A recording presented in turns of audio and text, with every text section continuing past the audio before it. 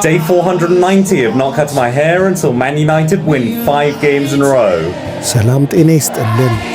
በኦልትራፎርድ ሰማይ ስር የፍራንክ ጸጉር እንደ አንድ ትልቅ የታሪክ መጽሐፍ ነበር። እያንዳንዱ የጸጉር ዘለላ የዩናይትድን ውድቀት፣ የደጋፊዎችን እንባና የተስፋ መቁረጥ ምሽቶችን አዝሏል። ፍራንክ ዩናይትድ በተከታታይ 5 ጨዋታዎችን ካላሸነፈ መቀስ ራሴን አይነካውም ብሎ ሲምል ቃሉ እንደ ተራራ የከበደ መሐላ ነበር።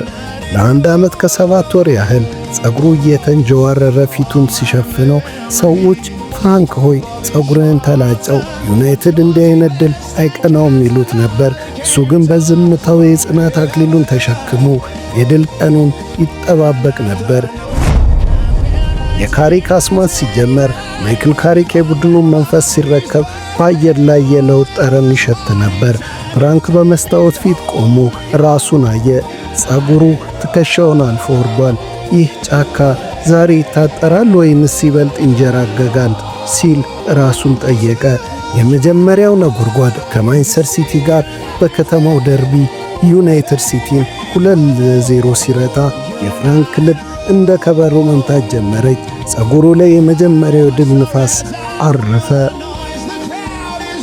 የመድፈኞቹ ድባቴ ከአርሴናል ጋር በኢሚሬት ስቴዲየም ዩናይትድ 3-2 ሲያሸንፍ ፍራንክ በደስታ ቆሞ ሲጨፍር ጸጉሩ እንደ አንበሳ ጎፈር ይወዛወዝ ነበር።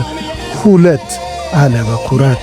የፉላም ፈተና ጨዋታው ሊጠናቀቅ ጥቂት ሰከንዶች ሲቀሩት የተቆጠረችው ጎል ዩናይትድን 3-2 በሆነ ውጤት ድል ስታቀዳጅ ፍራንክ ቤት ውስጥ የደስታ ሪታ ተሰማ።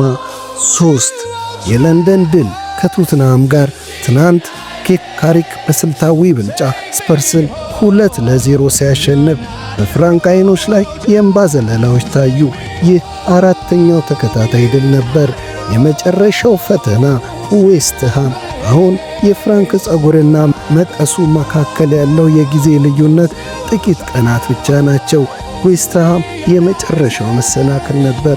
ፍራንክ ዛሬ ማምሻውን በረንዳ ላይ ተቀምጦ የለንደንን አየር ይተነፍሳል።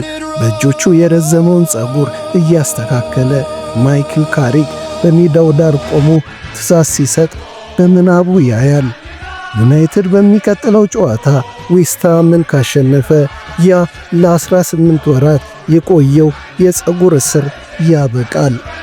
ያ የተንጀራገገ የነበረው ጸጉር መሬት ላይ ሲራገፍ ፍራንክ ዳግም እንደሚወለድ ያውቃል። ያኔ ዩናይትድ 5 ተከታታይ ድሎች የፍራንክ አዲስ ገጽታ ብቻ ሳይሆን የክለቡ አዲስ የትንሣኤ ዘመንን ያበስራሉ። ይህ ጸጉር ሲቆረጥ ዩናይትድ ጨለማም ዘመንን አብሮ ይቀየራል፣ ዘመንም አብሮ ይበራል። ይህ ፍራንክ በመረጋጋት ስሜት ለራሱ የሚነግረው ቃል ነው።